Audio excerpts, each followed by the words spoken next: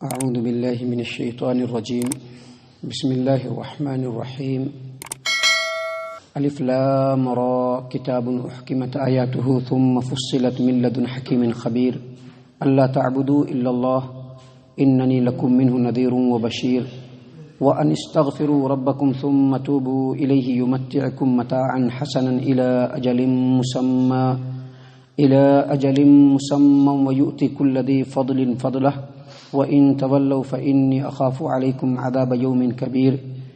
الى الله مرجعكم وهو على كل شيء قدير۔ محترم سامعین کرام، جیسا کہ کل کے درس میں ہمیں یہ معلوم ہو گیا کہ اس قرآن کریم کی سورہ نمبر 12 سورہ یوسف کل آپ کے سامنے اللہ کے فضل و کرم سے، اس کی اذن سے اور اس کی توفیق سے مکمل کر دی گئی۔ اس کا ترجمہ اور تفسیر بھی مکمل ہوا، اور جیسا کہ معلوم ہے کہ یہ جو تفسیری ہمارا جو طریقہ ہے وہ ہم پیچھے سے ہی جو صورتیں ہیں ترتیب کے ساتھ آپ کے سامنے پیش کر رہے ہیں۔ تو اب آپ کے سامنے سورہ ہود، جس کا سورہ نمبر 11 ہے، اس کو شروع کر رہے ہیں۔ سورہ ہود جو ہے، جیسا کہ بتلایا گیا کہ یہ سورہ نمبر 11 ہے قرآن کریم کے اندر، اس کا آرڈر، اور یہ مکی صورتوں میں سے ایک صورت ہے۔ اس صورت کی بڑی اہمیت ہے۔ اس صورت کے اندر جو معنی اور مفہوم ہے اور جو مضامین بیان کیے گئے ہیں، اگر اس پر ایک بندہ صدق دل سے غور کرے تو وہ اس کی زندگی کے ایک مقصد کو ثابت کر سکتا ہے، واضح کر سکتا ہے، انسان کو اندر سے جھنجھوڑ سکتا ہے۔ یہ قرآن کریم کی جو صورت ہے سورہ ہود، اس کا معنی اور مفہوم اتنا اہم ہے کہ اس سلسلے میں نبی صلی اللہ علیہ وسلم کی حدیث ہے، جامع ترمذی ابواب تفسیر القرآن، عبداللہ ابن عباس رضی اللہ عنہما بیان کرتے ہیں کہ ابو بکر صدیق رضی اللہ عنہ نے نبی صلی اللہ علیہ وسلم سے پوچھا، دونوں دوست ہیں ساتھ میں بیٹھے ہوئے ہیں، پوچھا کہ نبی صلی اللہ علیہ وسلم آپ بوڑھے ہو گئے، یعنی آپ کے جسم پر، آپ کے چہرے پر بڑھاپا طاری ہو گیا۔ تو نبی صلی اللہ علیہ وسلم نے فرمایا کہ مجھ کو سورہ ہود، سورہ واقعہ، سورہ مرسلات، سورہ عما یتساءلون اور سورہ تکویر، ان صورتوں نے مجھ کو بوڑھا کر دیا۔ بوڑھا کر دیا کیا مطلب؟ یعنی ان کے اندر، ان صورتوں کے اندر جو معنی اور مفہوم ہے، اس کے اوپر میں نے جو غور کیا تو اس کے عظمت نے مجھ کو بوڑھا کر دیا۔ بعض دوسری روایتوں کے اندر ہے کہ نبی صلی اللہ علیہ وسلم نے فرمایا شیبتنی ہود و اخواتها، ہود اور اس جیسی دوسری صورتیں جو ہے، اس کے معنی اور مفہوم کے اوپر غور و فکر کرنے کی وجہ سے میں بوڑھا ہو گیا۔ تو اس سے یہ پتہ چلا کہ اس صورت کے اندر جو مضمون، جو معنی اور مفہوم اور جو احکامات اللہ تبارک و تعالیٰ نے نازل کیے ہیں، وہ ایک انسان کو سنجیدہ بنانے کے لیے کافی ہے۔ ایک انسان اگر ان صورتوں کے معنی اور مفہوم پر غور و فکر کر لے تو وہ انسان اپنی زندگی کے اندر اپنے مقصد کو پالے، زندگی کا جو اصل طرز ہے اس طریقے کو پالے۔ انہی باتوں کو اس صورت کے اندر بیان کیا گیا ہے۔ اللہ تبارک و تعالیٰ فرماتے ہیں الف لام را کتاب احکمت آیاتہ ثم فصلت من لدن حکیم خبیر، یعنی الف لام را یہ ایک کتاب ہے، یعنی قرآن کریم ایک کتاب ہے جس کی آیات کو مضبوط بنایا گیا ہے، اور پھر یہ حکیم و خبیر اللہ تبارک و تعالیٰ کی طرف سے ڈیٹیل میں بیان کیا گیا ہے، تفصیلی طور پر بیان کیا گیا ہے۔ یہاں پر آپ الف لام را دیکھ رہے ہیں، یہ الف لام را حروف مقطعات ہے، اور اس حروف مقطعات کے بارے میں پچھلی کئی تفسیروں کے اندر اس کی پوری تفصیل بیان کر دی گئی ہے۔ اس کا معنی جو مختصراً ہے وہ یہ کہ اس کے معنی اور مفہوم کو اللہ تبارک و تعالیٰ کے علاوہ کوئی نہیں جانتا، اور یہ جو حروف مقطعات ہے قرآن کریم میں کئی جگہوں پر ہے، اور ان حروف مقطعات کو نازل کرنے کا مقصد یہی ہے کہ اللہ تبارک و تعالیٰ ان لوگوں کو جو قرآن کریم کا انکار کرنے والے ہیں، قرآن کریم کی تکذیب کرنے والے ہیں، ان کے سامنے چیلنج کے طور پر اللہ تبارک و تعالیٰ نے حروف مقطعات کو نازل کیا کہ اس کے اندر جو حروف ہیں وہ وہی حروف ہیں جو تم دن رات استعمال کرتے ہو، لیکن اس کے معنی اور مفہوم کو تم بیان نہیں کر سکتے۔ اس کے بعد اللہ تبارک و تعالیٰ نے فرمایا کہ یہ ایک کتاب ہے جس کے آیات کو مضبوط بنایا گیا ہے، اور یہ وہ آیات ہیں جن کو حکیم و خبیر اللہ تبارک و تعالیٰ کی طرف سے تفصیلی طور پر بیان کیا گیا ہے۔ احکمت، آپ دیکھیں گے قرآن کریم میں سورہ آل عمران آیت نمبر 7 میں اللہ تبارک و تعالیٰ نے فرمایا کہ قرآن کریم کے اندر کچھ آیات جو ہیں وہ محکم ہیں اور کچھ آیات جو ہیں وہ متشابہ ہیں۔ یہ جو محکم لفظ، جو محکم جو ہے، اس کا لغوی معنی یہ ہوتا ہے کہ کسی بھی چیز کو حکمت و دانائی کے ساتھ اور تجربے کے ساتھ مضبوط بنایا جائے، اس کے اسٹرکچر کو، اس کے ڈھانچے کو، اس کے بناوٹ کو، اس کے ساخت کو مضبوط بنایا جائے، اس کو محکم کہتے ہیں. جیسا کہ اللہ تبارک و تعالیٰ نے قرآن کریم کے اندر سورہ حج میں بیان فرمایا، ثم یحکم اللہ آیاتی، اللہ تبارک و تعالیٰ نے اپنی بات کو پکا کر دیا. یعنی محکم کا مطلب ایسی چیزیں جن کو مضبوط طور پر بنایا جائے. لیکن یہ جو محکم ہے، جس کے بارے میں اللہ فرماتے ہیں کہ کتاب احکمت، جن کی آیات، یعنی قرآن کریم ایک ایسی کتاب ہے جس کی آیات کو مضبوط بنایا گیا ہے، تو یہاں پر محکم جو لفظ ہے، اگر اس کے اگینسٹ میں، اس کے سامنے اگر متشابہ کا لفظ آ جائے تو اس کا مطلب یہ ہوگا کہ محکم قرآن کریم کی ایسی آیات ہیں جن آیات کا معنی اور مفہوم بالکل واضح ہے، جس کے اندر کوئی اشتباہ نہیں، جس کے اندر کوئی کنفیوژن نہیں، جن آیات کے معنی اور مفہوم کی کوئی تعویل نہیں کی جا سکتی،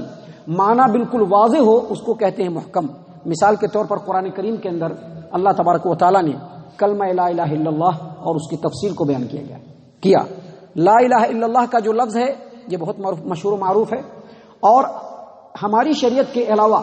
دنیا میں جتنی بھی شریعتیں نازل ہوئی ہیں ان تمام کے اندر لا الہ الا اللہ کو ایک مخصوص مقام حاصل ہے، اور لا الہ الا اللہ تمام کے تمام شریعتوں کے اندر نازل کیا گیا ہے. اور اس قرآن کریم میں سینکڑوں مقامات پہ اللہ تبارک و تعالیٰ نے لا الہ الا اللہ کی تفصیلات بیان کی ہیں، اور وہ تمام کی تمام تفصیلات لا الہ الا اللہ کو مضبوط کرتی ہے، محکم کرتی ہے. اور یہ چیز قرآن کریم میں جا بجا اللہ تبارک و تعالیٰ نے نازل کیا ہے. یہی ہے محکم، کہ قرآن کریم کی جو ایک آیات ہے وہ دوسرے آیات کا سپورٹ کرتی ہے. قرآن کریم کے اندر ایک بات ہے، اس کی تائید دوسرے مقام پر ہے، ایک مقام پہ ہے، دو مقام پہ ہے، 20 مقام پہ ہے، سینکڑوں مقامات پہ ہیں. اسی بات کو اللہ تبارک و تعالیٰ نے بیان کیا کہ یہ جو قرآن کریم ہے ایسی کتاب ہے جس کی آیات کو اللہ تبارک و تعالیٰ نے محکم اور بالکل واضح اور بالکل کلیئر بنایا، اور پھر انہی باتوں کو اللہ تبارک و تعالیٰ نے تفصیل میں من لدن حکیم خبیر، حکیم و خبیر اللہ تبارک و تعالیٰ کی طرف سے تفصیل کے ساتھ قرآن کریم کے اندر جا بجا بیان کیا گیا ہے. آپ اس کا معنی اور دوسرے طریقے سے سمجھ سکتے ہیں کہ قرآن کریم کے اندر جو آیات ہیں وہ اس قدر واضح ہیں، اس قدر صاف ستھرے ہیں، اس قدر زندگی کے حقیقت سے بالکل قریب ہیں کہ آپ قرآن کریم کے کسی بھی آیات میں عقل سلیم کے ساتھ غور کریں گے تو اس کے اندر کوئی نقص نہیں پائیں گے، کوئی خرابی نہیں پائیں گے. دنیا کے اندر تجربے کی کسوٹی پر قرآن کریم کے کسی بھی آیت کے مفہوم کو آپ جب تجربے کی کسوٹی پر پرکھیے گا تو بالکل اپنی جگہ پر درست اور صحیح ہوگا. یہی چیز اللہ تبارک و تعالیٰ بیان فرما رہے ہیں کہ یہ قرآن کریم ایسی کتاب ہے جس کے آیات کو مضبوط بنایا گیا، اور یہ حکیم و خبیر رب کی طرف سے بالکل تفصیل کے ساتھ بیان کیا گیا ہے. اس کے بعد اللہ فرماتے ہیں اللہ تعبدوا الا اللہ اننی لکم منہ نذیر و بشیر، یہ کہ تم ایک اللہ تبارک و تعالیٰ کی عبادت کرو اور بے شک میں اللہ تبارک و تعالیٰ کی طرف سے ڈرانے والا اور خوشخبری سنانے والا ہوں. اللہ تعبدوا الا اللہ، یعنی قرآن کریم کی جو آیات ہے وہ ہمیں یہ حکم دیتا ہے کہ تم اللہ کے علاوہ کسی کی عبادت نہ کرو. اور قرآن کے ذریعے سے اللہ کے رسول صلی اللہ علیہ وسلم ہمیں یہ حکم دیتے ہیں کہ اللہ تعبدوا الا اللہ، یہ کہ تم اللہ کے علاوہ کسی کی عبادت نہ کرو. یہ جو اللہ تعبدوا الا اللہ ہے یہ لا الہ الا اللہ کا ہی مفہوم ہے. لا الہ الا اللہ کا کیا مطلب؟ نہیں ہے کوئی معبود برحق سوائے اللہ تبارک و تعالیٰ کے، اللہ کے علاوہ کوئی عبادت کے لائق نہیں.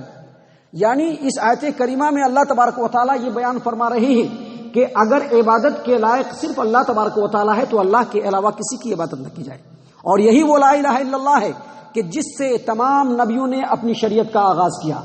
اور آپ کو یہ بات معلوم ہے کہ جب بھی کسی قوم کے اندر کوئی نبی مبعوث ہوا تو اس وقت جو اس قوم کے حالات تھے بہت خراب تھے. جب بھی دنیا میں کہیں پر بھی قوم کے حالات خراب ہوئے،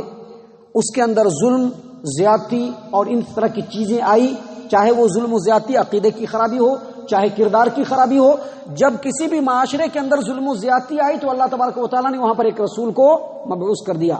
اس کا مطلب یہ ہوا کہ قیامت تک جب بھی دنیا کے اندر کوئی فساد پیدا ہوتا ہے، چاہے عقیدے کے اعتبار سے، اخلاق کے اعتبار سے، کیریکٹر کے اعتبار سے، اگر اس فساد کو دور کرنا ہے تو وہاں پر لوگوں کو توحید کی تعلیم دی جائے، توحید کی تلقین کی جائے. ہر طرح کے فساد کا صرف ایک علاج ہے، صرف ایک ہی جڑ ہے کہ لوگوں کی بندگی سے، لوگوں کو نفس کی بندگی سے، لوگوں کو دوسرے تمام چیزوں کی بندگی سے نکال کر کے ایک اللہ تبارک و تعالیٰ کی توحید کی طرف لایا جائے، یہی واحد علاج ہے دنیا کے تمام فساد کا، تمام شرک و بدعات کا، تمام خرافات کا، تمام بد کرداری کا۔ اب جو لوگ توحید کی دعوت کو قبول کر لیتے ہیں ان کے لیے خوشخبری سنایا جائے، جیسا کہ اللہ کے رسول صلی اللہ علیہ وسلم کے بارے میں اللہ تبارک و تعالیٰ نے کہا کہ میں اللہ کی طرف سے تمہارے لیے ڈرانے والا اور خوشخبری سنانے والا ہوں۔ تو جو توحید کی تلقین کو قبول کرتا ہے ان کو خوشخبری سنائی جائے، فلاح و کامیابی کی خوشخبری سنائی جائے، اور جو توحید کی تلقین کا انکار کرتا ہے، توحید کی دعوت کا انکار کرتا ہے، ان کو اللہ تبارک و تعالیٰ کے عذاب سے ڈرایا جائے۔ اس کے بعد اللہ تبارک و تعالیٰ فرماتے ہیں وَأَنِ اسْتَغْفِرُوا رَبَّكُمْ ثُمَّ تُوبُوا إِلَيْهِ يُمَتِّعْكُمْ مَتَاعًا حَسَنًا إِلَىٰ أَجَلٍ مُّسَمًّى وَيُؤْتِ كُلَّ ذِي فَضْلٍ فَضْلَهُ وَإِن تَوَلَّوْا فَإِنِّي أَخَافُ عَلَيْكُمْ عَذَابَ يَوْمٍ كَبِيرٍ۔ اللہ فرماتے ہیں کہ نبی نے کہا یہ کہ تم اپنے رب سے اپنے گناہوں کی معافی مانگو، استغفار کرو اور تم توبہ کرو۔ یمتعکم متاعا حسنا الی اجل مسمی، اللہ تبارک و تعالیٰ ایک مقررہ وقت تک تم کو متاع حسن دے گا۔ توبہ اور استغفار کا مطلب اور مقصد کیا ہوتا ہے؟ توبہ اور استغفار کا مطلب یہ ہوتا ہے کہ انسان اپنے گناہوں کی معافی اللہ تبارک و تعالیٰ سے چاہے، اور جب انسان صدق دل سے رب العالمین سے اپنے گناہوں کی معافی چاہے گا تو یقینی طور پر اللہ تبارک و تعالیٰ اس کو معاف کرے گا۔ لیکن توبہ و استغفار کا ایک فائدہ یہ بھی ہے کہ انسان جس قدر توبہ و استغفار کرے گا، اللہ کی طرف رجوع کرے گا، اللہ تبارک و تعالیٰ اس کو اتنا ہی متاع حسن سے نوازے گا۔ متاع حسن، متاع کا مطلب ہوتا ہے سامان اور حسن کا مطلب ہوتا ہے اچھا، اور متاع حسن کہتے ہیں ایسے رزق کو کہ جس رزق کو مل جانے کے بعد انسان کے دل میں اطمینان ہو جائے، قلب کے اندر سکون آ جائے، متاع حسن کہتے ہیں ایسے رزق کو کہ جس سے انسان کے دل کے اندر سکون آ جائے۔ ایسا رزق نہیں کہ اگر 100 روپیہ آ رہا ہے تو 200 کا چکر پڑ جائے، 50 لاکھ کا اگر رزق آ رہا ہے تو 1 کروڑ کا چکر پڑ جائے۔ یہ رزق متاع حسن نہیں ہے۔ متاع حسن کہتے ہیں ایسے رزق کو کہ جس رزق کے ملنے کے بعد انسان کے دل کے اندر اطمینان آ جائے۔ اور یہ کس چیز سے حاصل ہوتا ہے؟ کثرت سے توبہ اور استغفار کرنے کی وجہ سے۔ انسان کثرت سے اپنے گناہوں کی معافی اللہ سے مانگے، توبہ و استغفار کرے۔ اب اس کا مطلب یہ نہیں کہ خالی زبان سے توبہ و استغفار کرے، مطلب یہ ہے کہ توبہ بھی کرے، رب سے گناہوں کی معافی مانگے، اور رب کی فرما برداری کی اپنی زندگی کے اندر بھرپور کوشش کرے، رب کی نافرمانی سے پہلی فرصت میں بچے، تبھی توبہ و استغفار کام کا ہوگا، نہیں تو وہ توبہ استغفار نہیں بلکہ اللہ تبارک و تعالیٰ سے مذاق ہے۔ ہم سے آپ سے مذاق کر لیجیے گا تو دنیا میں ہم آپ ہنس کر کے ٹال دیں گے، لیکن اللہ تبارک و تعالیٰ سے جو مذاق ہے وہ اللہ تبارک و تعالیٰ کبھی بھی برداشت کرنے والا نہیں، یاد رکھ لیجیے۔ تو اللہ تبارک و تعالیٰ نے فرمایا کہ اگر توبہ و استغفار کرو گے تو اللہ تبارک و تعالیٰ ایک مقرر وقت تک تم کو متاع حسن سے نوازے گا۔ آپ ایک اینگل سے اور دیکھیے کہ قرآن کریم میں اللہ تبارک و تعالیٰ نے توبہ و استغفار کرنے والے، اللہ تبارک و تعالیٰ کے ساتھ نیک عمل کرنے والے ایسے بندے کو متاع حسن دینے کا وعدہ کیا ہے۔ اس کے مقابلے میں کافروں اور دنیا پرستوں کے لیے متاع غرور کا لفظ اللہ تبارک و تعالیٰ نے قرآن کریم کے اندر استعمال کیا ہے۔ وَمَا الْحَيَاةُ الدُّنْيَا إِلَّا مَتَاعُ الْغُرُورِ، دنیا صرف اور صرف دھوکے کا سامان ہے۔ تو متاع حسن کے اپوزٹ میں متاع غرور کہا۔ اب جو دنیا دار اور کافر قسم کے لوگ ہیں ان کو اگر متاع غرور ملتا ہے اور اگرچہ وہ متاع حسن سے بہت زیادہ ہے تو یہ دھوکے کا سامان کیوں ہے؟ کیونکہ ایک انسان ہے جو ہمارے ساتھ زندگی بسر کر رہا ہے، ان کو اللہ تبارک و تعالیٰ دولت کا ریل پیل دے رہا ہے، دولت سے نواز رہا ہے، تو ان کے دل کے اندر یہ خیال ہے کہ ہمارا رب ہم سے بڑا خوش ہے اسی لیے خوب دیتا چلا جا رہا ہے، ابھی ہمیں اور چاہ لیتی، ابھی ہمارا مارکیٹ کے اندر 4 دکانیں ہیں تو ہمیں 4 اور دکانیں کر لیتی، اگر ہمارا بزنس و بیپار 2 کروڑ کے ہیں تو ہمیں 10 کروڑ کا کر لیتی۔ یہ دل کے اندر جب آنا شروع ہوا اور اللہ تبارک و تعالیٰ کے احکام کے جو رسیاں ہیں وہ جب ہاتھوں سے چھوٹنا شروع ہوا تو سمجھ لیجئے کہ یہ متاع حسن نہیں بلکہ متاع غرور ہے۔ انسان کو اللہ تبارک و تعالیٰ جتنا دے اس کے اوپر قناعت کرے، اللہ تبارک و تعالیٰ سے رزق کی کشادگی کی دعا مانگے، اور اپنے زندگی کے سامان متاع حسن کو تلاشتے وقت کبھی بھی اللہ کے حکم کو اپنے ہاتھوں سے جانے نہ دے، اسی کو متاع حسن کہتے ہیں۔ اللہ تبارک و تعالیٰ فرماتے ہیں کہ جو لوگ ایسا کریں گے ان کو ہم ایک مقررہ مدت تک متاع حسن سے نوازیں گے، اور اللہ پھر فرماتے ہیں وَيُؤْتِ كُلَّ ذِي فَضْلٍ فَضْلَهُ، اور اللہ تبارک و تعالی ہر فضل والے کو فضل سے نوازے گا. یعنی جو جتنا توبہ و استغفار کرے گا، جتنا اللہ تبارک و تعالی سے لو لگائے گا، جتنا رب العالمین کے حکموں کے آگے اپنے سر کو جھکاتا جائے گا، اللہ تبارک و تعالی دنیا اور آخرت دونوں میں اپنے فضل سے اس کو نوازتا چلا جائے گا. اور اللہ تبارک و تعالی مزید فرماتے ہیں کہ نبی نے کہا کہ وَإِن تَوَلَّوْا، اگر تم نے منہ موڑا، فَإِنِّي أَخَافُ عَلَيْكُمْ عَذَابَ يَوْمٍ كَبِيرٍ، اگر تم نے منہ موڑا تو اے میرے امت کے لوگوں، ایک بڑے دن کے عذاب کا تمہارے تعلق سے مجھ کو خوف ہے کہ تمہارے حق میں ایک بڑے دن کا عذاب آ جائے گا. یہاں پر نبی خوف کھا رہے ہیں، کیوں؟ امتیوں کے اوپر شفقت کرتے ہوئے، کیونکہ امت سے بڑی لگاؤ ہے نبی پر. حالانکہ خوف کن کو کھانا چاہیے؟ جو اللہ کی نافرمانی کرنے والے ہیں، اللہ کے حکموں سے سرکشی اور بغاوت کرنے والے ہیں، جو اللہ کے احکامات کو چھوڑ کر اپنے نفس اور اپنے سماج و معاشرہ، اپنے رشتے ناتوں اور دیگر حکموں کی طرف اپنے آپ کو لگانے والے ہیں. ایسے لوگوں کو بڑے دن کے عذاب سے ڈرنا چاہیے. لیکن اللہ تبارک و تعالیٰ نے یہاں پر نبی اکرم صلی اللہ علیہ وسلم کی کمال شفقت کو بیان کرتے ہوئے کہا کہ انہوں نے لوگوں کو مخاطب کرتے ہوئے کہا کہ اے لوگوں، اگر تم نے یہ عمل کو انجام نہیں دیا اور ان حکموں سے روگردانی کی تو میں تم کو ایک بڑے دن کے عذاب سے تمہارے تعلق سے مجھ کو خوف ہو رہا ہے. اس کے بعد اللہ تبارک و تعالیٰ نے کہا الی اللہ مرجعکم وہو علی کل شیء قدیر، اللہ ہی کی طرف تم کو لوٹنا ہے اور اللہ تبارک و تعالیٰ ہر چیز پر قادر ہے. آپ سوچئے، دنیا میں اگر کسی کو سزا ملتی ہے تو اس کے پیچھے دو فیکٹر ہوتا ہے. کون دو فیکٹر ہوتا ہے؟ جب کسی کو سزا دینی ہے تو جس کو سزا دینی ہے اس کو موجود رہنا ہے، جس کو سزا دینی ہے اس کو موجود رہنا ہے، اور جو سزا دینے والا ہے وہ سزا دینے پر قادر ہو. آپ دنیا میں دیکھیں گے کہ بہت ساری عدالتیں بہت سارے مجرموں کو بڑی لمبی لمبی سزا دیتی ہے، بڑی سخت ترین سزا دیتی ہے، لیکن وہ سزا دینے پر قدرت نہیں رکھتی ہے، اسی لیے مجرم بھاگ جاتا ہے، فرار ہو جاتا ہے، اس کی پوری زندگی گزر جاتی ہے، لیکن وہ قانون کی گرفت میں نہیں آ پاتا